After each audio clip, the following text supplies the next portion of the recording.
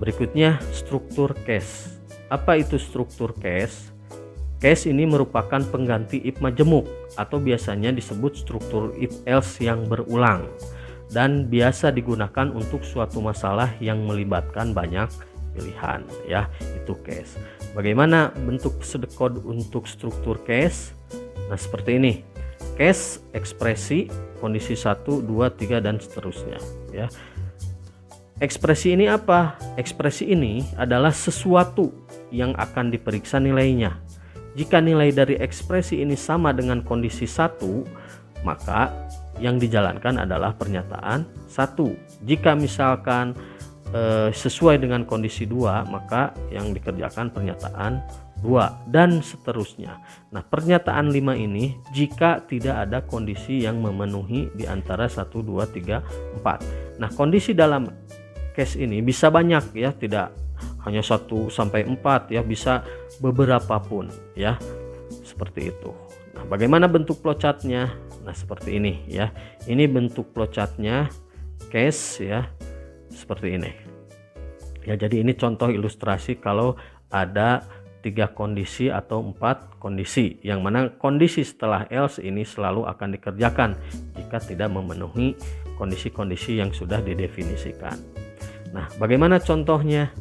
Contoh penggunaan case jika diimplementasikan ke dalam sintak kode bahasa pemrograman. Contoh dalam bahasa Pascal. Misalkan kita ingin menentukan bulan, ya, kasusnya. Jika kita masukkan angka 1, berarti harus muncul tulisan Januari dan seterusnya. Maka ini bisa menggunakan case, ya. Seperti ini. Ini saya contohkan sampai 8, ya. Jadi kalau diisikan angka 1 berarti akan muncul Januari. Kalau diisikan angka 2 akan muncul Februari dan seterusnya. Bagaimana kalau dalam bahasa C? Sama, ya. Yang berbeda adalah sintaknya saja. Kalau di Pascal, case of, kalau di bahasa C itu dengan perintah switch, ya.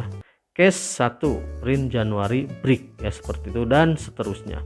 Nah, kalau di bahasa C ini ada default print. Maksudnya default ini adalah pernyataan yang akan selalu dieksekusi jika tidak ada kondisi-kondisi yang memenuhi baik dari case 1, case 2 dan seterusnya, seperti itu. Nah, bagaimana contoh struktur case dalam bahasa Python? Nah, dalam bahasa Python itu tidak menyediakan switch atau case, ya, seperti bahasa pemrograman lain. Tapi alternatifnya kita bisa menggunakan statement atau struktur if elif, ya. Jadi dalam Python itu kita tidak ada switch atau case, tapi kita gunakannya adalah fungsi elif atau if bersarang dan seterusnya, seperti itu. Itu struktur dalam case. Nah, berikutnya kita contoh kasus, ya. Contoh kasusnya seperti ini, misalkan kasus 1, misalkan buatlah algoritma menentukan gaji total pegawai, ya.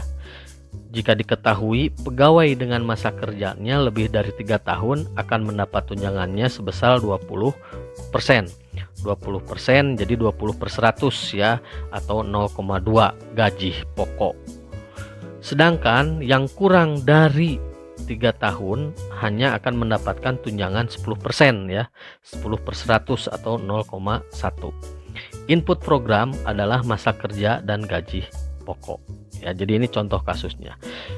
Bagaimana kalau kita kerjakan contoh jawabannya dengan pseudocode, ya. Ada header dulu, judul program gaji pegawai. Ingat, penulisan pseudocode harus mengikuti cara penulisan algoritma yang benar, ya, yang sudah dijelaskan pada materi 2 dan 3, ya. Kemudian ini deklarasi, ya. Saya deklarasikan di sini ada tunjangan disingkat TJG, MK, ya, ini masa kerja, ya. Gapok ini gaji pokok, ya.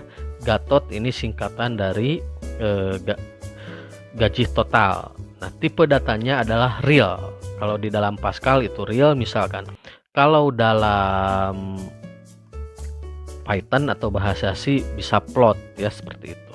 Nah, bagaimana deskripsi algoritmanya? Baca,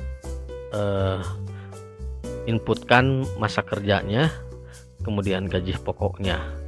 Jika masa kerja lebih dari 3, maka tunjangannya diisi dengan 0,2. 0,2 ini berat 20% ya, karena persentase itu adalah per 100. Jadi 20 per 100 sama dengan 0,2 dikali gaji pokok. Nah, ini akan dieksekusi jika masa kerja yang dimasukkannya lebih dari 3.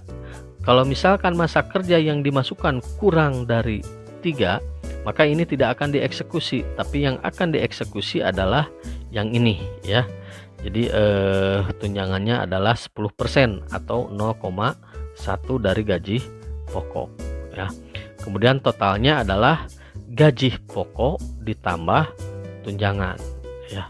Tampilkan gaji total ya. Itu seperti itu kalau jawabannya berdasarkan pesedekod ya.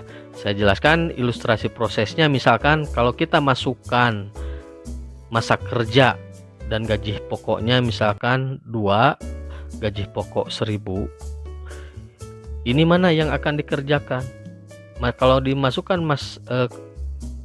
masa kerjanya 2, berarti apakah 2 lebih dari 3?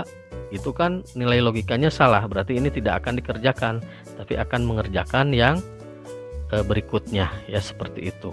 Jadi bernilai salah, maka perintah yang dikerjakan adalah tunjangan 0,1 dikali gaji pokok ya. Kemudian gaji pokok dan tunjangan dijumlahkan, yang hasilnya disimpan sebagai gaji total. Nah, kalau diilustrasikan inputan masa kerja 2 dan gaji pokoknya 1000, ini dieksekusi hasilnya akan muncul 1100.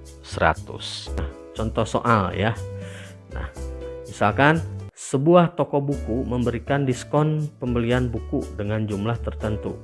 Pembeli yang membeli 100 atau lebih mendapatkan diskon 40%, sedangkan pembelian sebanyak 50 hingga 99 diberi diskon 25%. Buatlah algoritma untuk menghitung total transaksi dengan input harga satuan, buku, dan jumlah pembelian. Nah, di sini contoh jawabannya dengan pesedekod ya.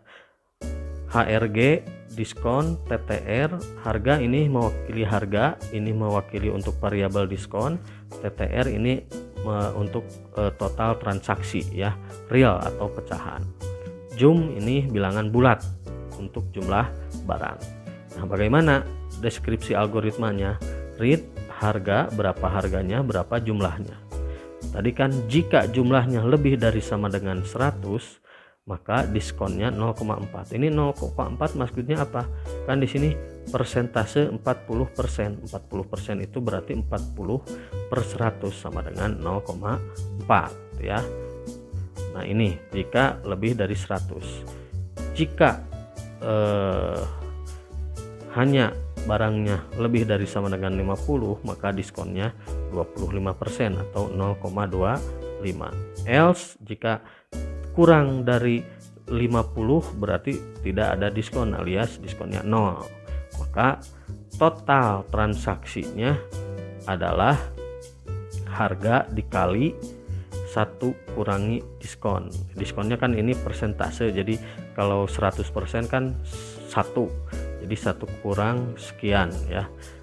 Tuliskan total. Nah, ini adalah bentuk flowchartnya ya. Jadi seperti itu ya cara penyelesaiannya.